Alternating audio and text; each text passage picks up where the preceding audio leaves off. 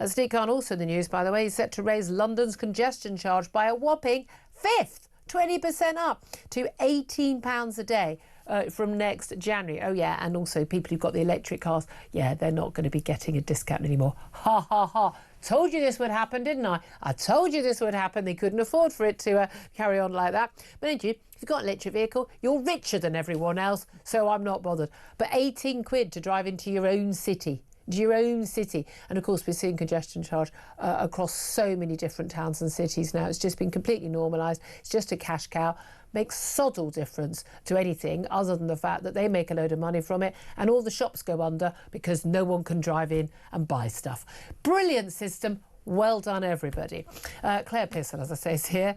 You were at the Home Office. Let's talk about some of those police stories because, I mean, let's just start with police chiefs warning about, not enough funding for police, but also this early release of prisoners, and National Crime Agency, MI5 and everyone else saying, we've got like a load of people back on the streets way before they should be. Thousands being released, happened last autumn, it's happening now, it's going to continue to happen because we haven't got enough prison spaces, and that this creates problems for them. As Brendan O'Neill just pointed out a little earlier, I mean, it's not rocket science. Duh.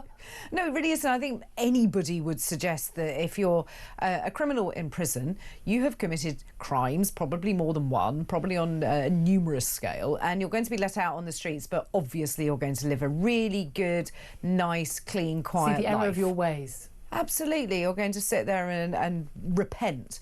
They're not.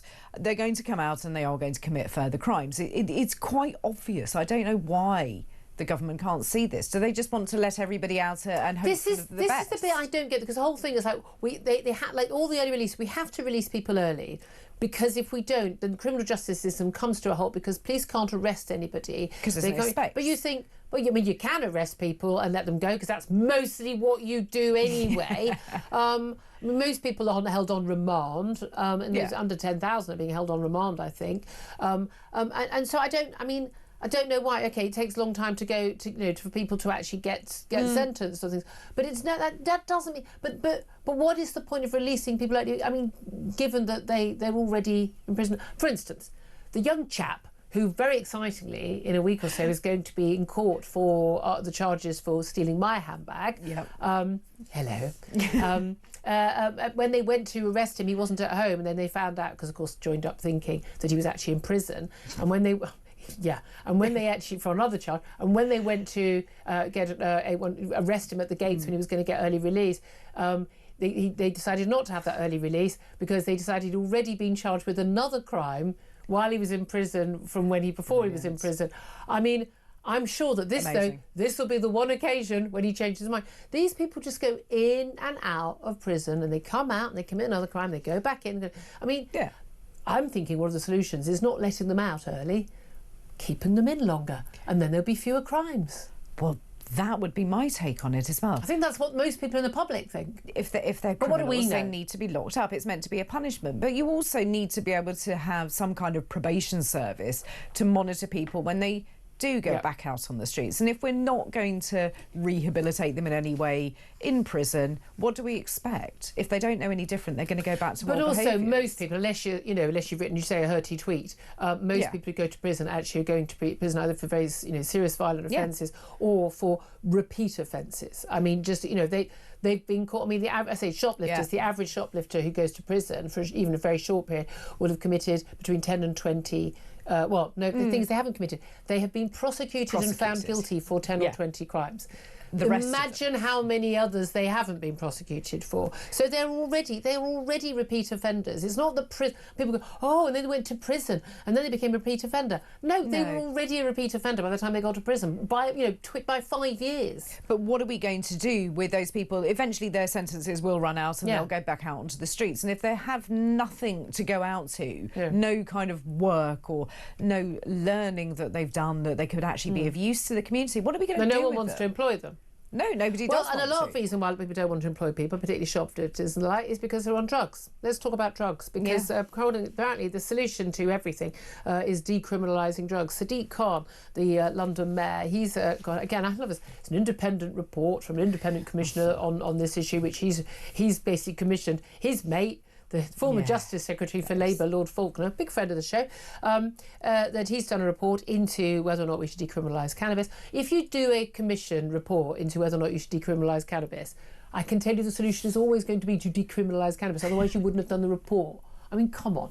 But the solution is so only possession, though, not growing it or selling it or dealing it. No. So that part is still legal. But if you've bought some for your own personal use and you're smoking it or you're walking around with it, you're not going to be prosecuted. And the argument here is that, in particular, a lot of the police are having to waste resources on this. Are they? I don't think they spend much time dealing with this. I mean, certainly, not at your carnival they don't.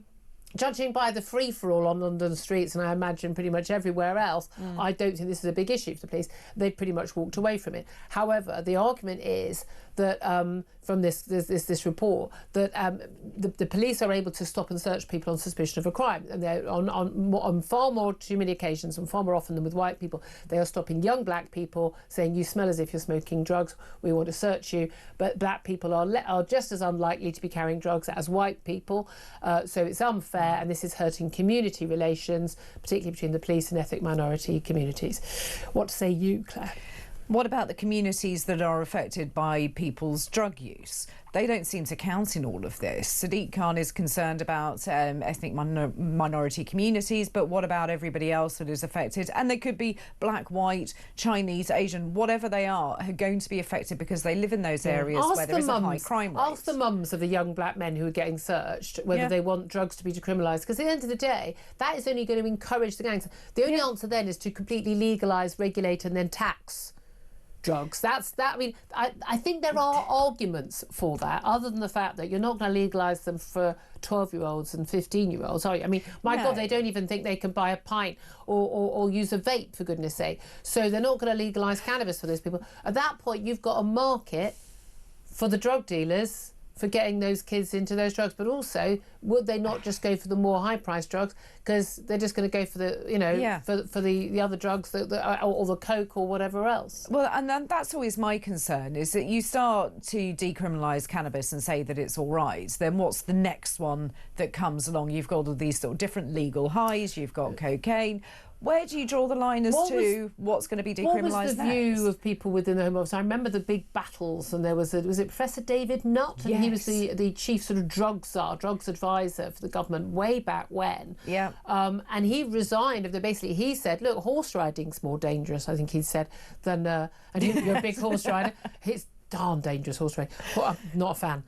They're mad things. But horse riding is more dangerous than using cannabis. And he was very defensive of cannabis, and I always thought he was wrong, because I just don't.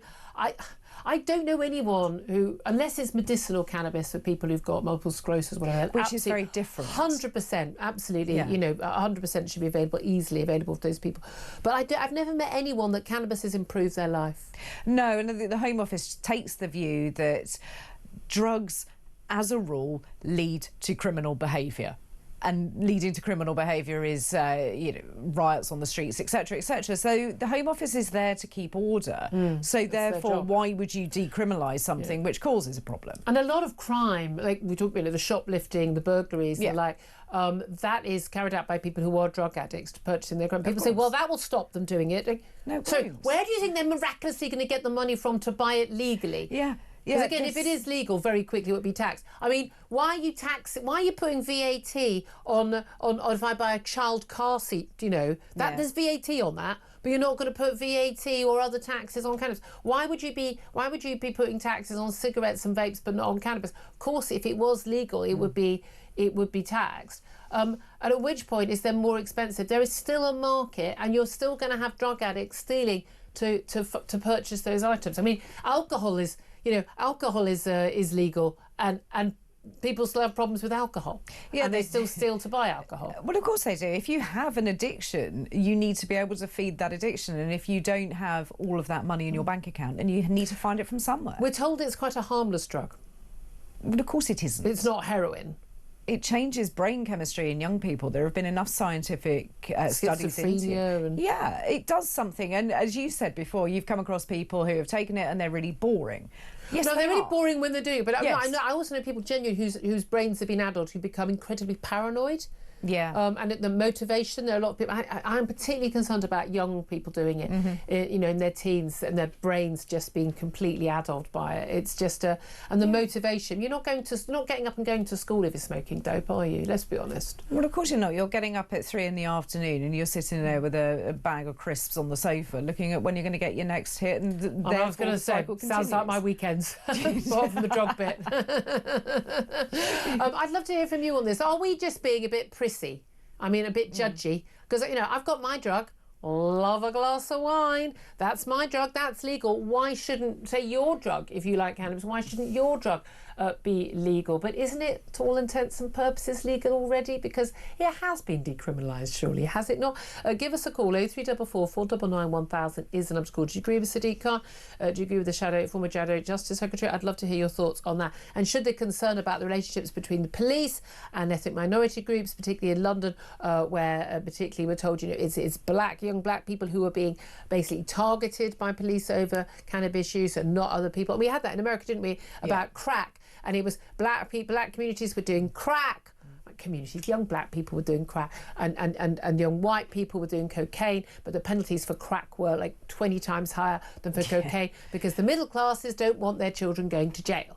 And so they effectively decriminalise it and make it acceptable. I'd love to hear your thoughts. 0344 499 1000. Got some great calls coming in on that. Let me also come back to Dominic Cummings. We spoke about the former, the man behind Boris Johnson. When I knew that Boris Johnson had won that election, he's going to go in 2019, he's going to go into power. The thing I was most pleased about was that Dominic Cummings, who'd run the Vote Leave account, who campaigned, who absolutely I knew was fully behind Brexit and fully behind wanting to shake up government, deal with the blob and get stuff done, get rid of our completely hopeless civil service. I was really happy about him going in. And then, as we know, he was the man who listened to Neil Ferguson and listened to the people with the computer programmes and pushed Boris Johnson into going into lockdown. Not sure I trust his judgment anymore. No. But he's done an interview with Sky News, and he said that he believes Nigel Farage could definitely become Prime Minister, and he says that he wants to effectively advise him and says he needs to listen to him, and I think they have met to talk about how he could become not one man and an iPhone and become a government in waiting. Do you think A, that could happen, and B, do you think it will happen? It's quite a big subject. It's one of those really, really big subjects. Do I think that Dominic Cummings needs to be weighing in on this?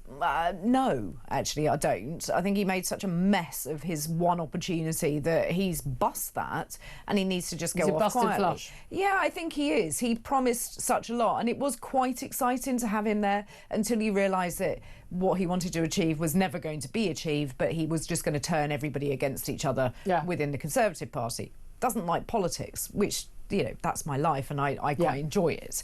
But could Nigel Farage be in number 10? Possibly. I don't think at the moment there are anybody in the Labour Party or the Conservative Party that has any bright ideas as to how to run the country any better at the moment.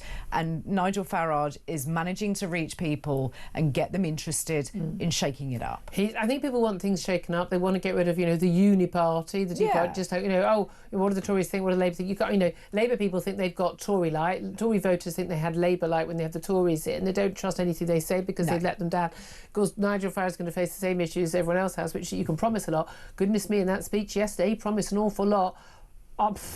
I don't even agree with the idea that people don't pay tax for the first 20 grand of their earnings. Unaffordable. I would lower that. I just want very, very low rates of tax for low earners. I think everyone should be bought into the system and pay tax. So do I. I'd like national insurance, all that nonsense scrapped, and call it what it is and call it a tax. And there's lots of things I do to simplify things, and I definitely want people at the lower end to be taxed less because they need that money more. But again, the solution actually to an awful lot of the issues is building more houses. It's building more. It really is building more houses and getting an awful lot of people off welfare, and very, very quickly. I think he's got a lot of brilliant ideas. I consider him a personal friend. I'm very genuinely like him. But a lot of people will still have to, when we get to the next election, there's going to be a lot of question marks about, is he someone people think can actually run the country, that can actually get the job done? And I think that that's the problem, is that at the moment he's very, very good. He's very charismatic. He comes up with ideas. unfunded He's not afraid to say ideas. the stuff that politicians mostly shy away from. But he's going to have to now have that scrutiny applied to it, like every other party. Numbers are going to have to add up. Yeah, yeah, and indeed. they don't. And at the moment, they really don't.